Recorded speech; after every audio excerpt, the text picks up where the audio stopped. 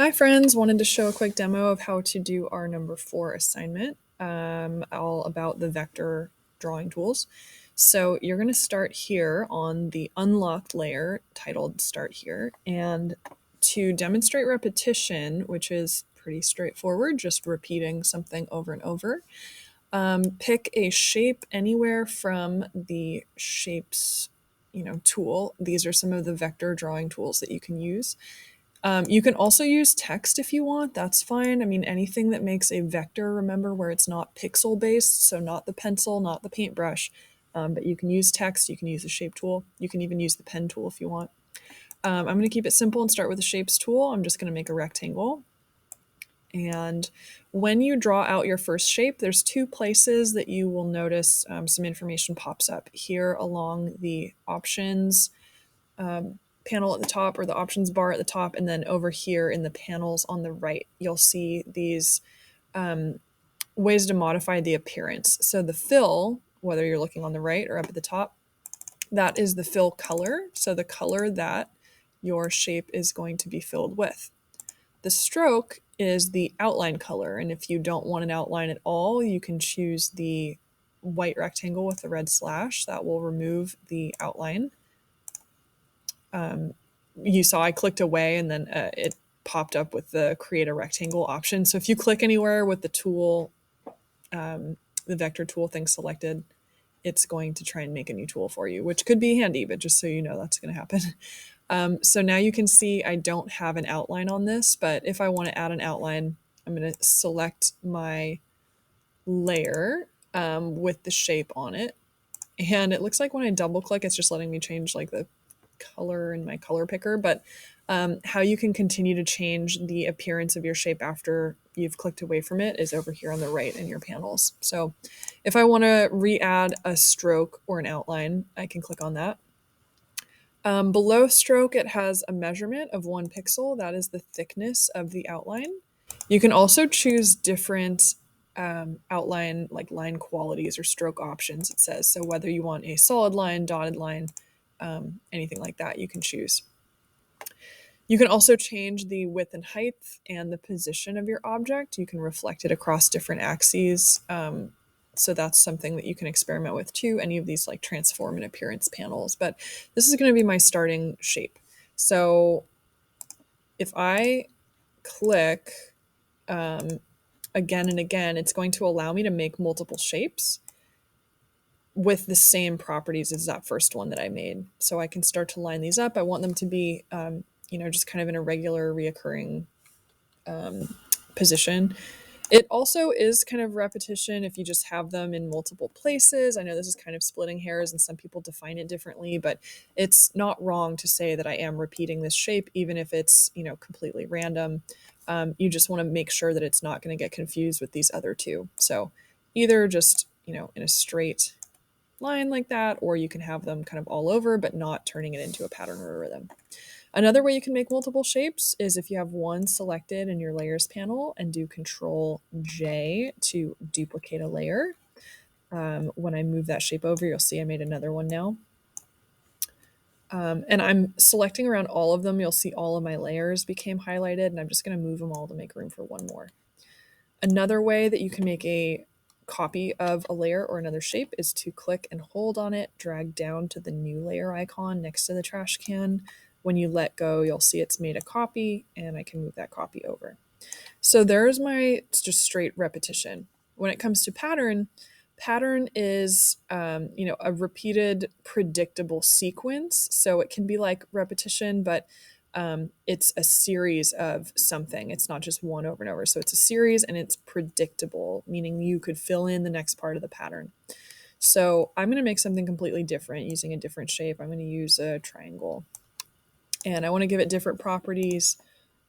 So different color and different outline. I have the stroke be a lot smaller, just so that it's clearly different than this one that I already made. Sure, we'll go with that.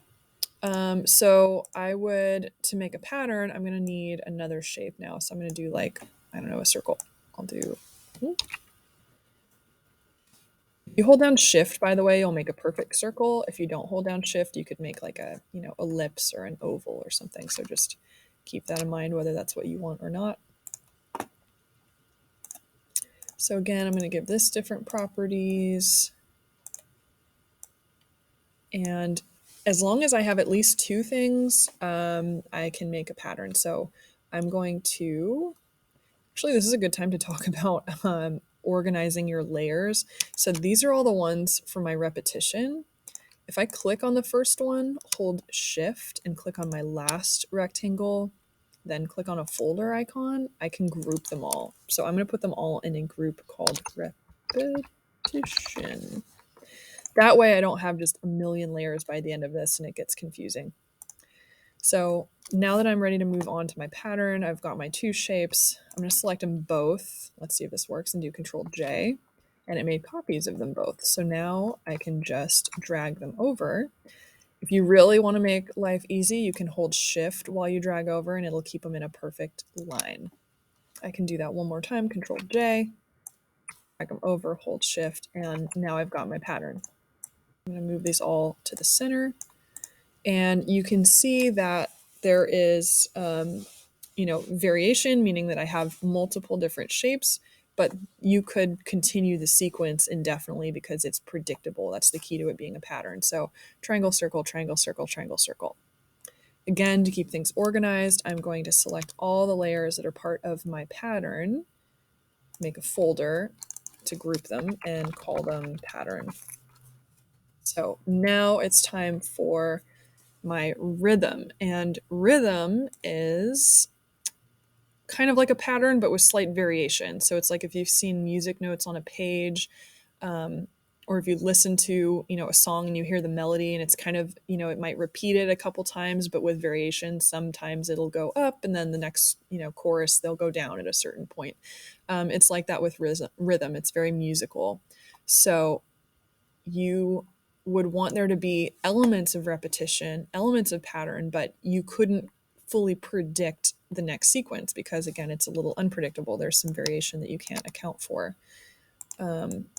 So I'm going to use lines to kind of illustrate this. And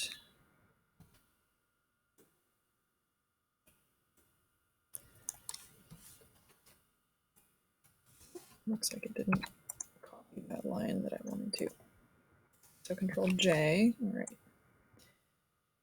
And I'm using Control T to transform, and that's what allows me to kind of make these shorter or longer.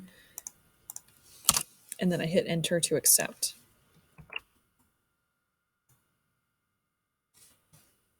So you can see I'm kind of making a little bit of a pattern, but it's not sequence that makes a ton of sense. Like it's not the same over and over like a pattern would be. Each line is a little bit of a different length and in a little bit of a different direction. Now there's still a sense of connection there. There's still a flow or a rhythm between them, but it's not just a pattern that could go on indefinitely. So it's kind of a difficult thing to explain.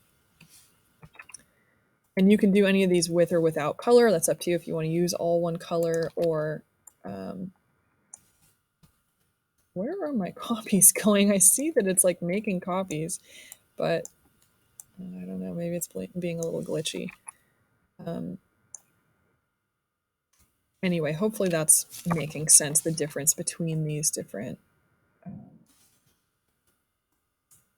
principles of design, and depending on what kind of a feeling you want someone to have looking at your work or in anything that you're designing, knowing the difference between these can help because they give a very different feeling.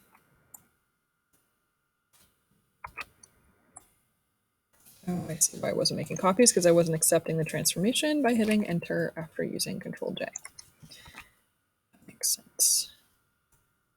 All right.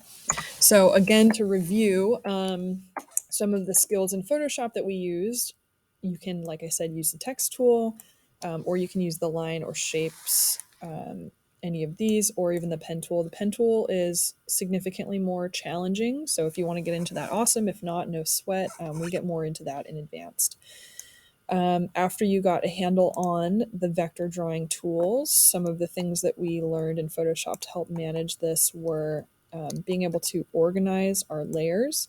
So by selecting one, holding shift on our keyboard, and selecting another layer, everything in between gets selected at once. And with multiple layers selected, you can click to create a folder, and that groups them so that it's a little bit easier to manage your layers and they're not just all over the place. Okay. We also learned about with our shapes and the vector drawing tools that you can change the appearance of those shapes. So the fill, remember, is the color something's filled in with. The stroke is the outline, whether you have one at all. You can change the stroke width, which is the thickness of that outline, and also the options or the properties of that stroke. So those are a couple things you can do. And remember, we are exploring the difference between repetition, pattern, and rhythm. So repetition, just something over and over again. Pattern, multiple things that are repeated and could be predicted, the next parts of that sequence.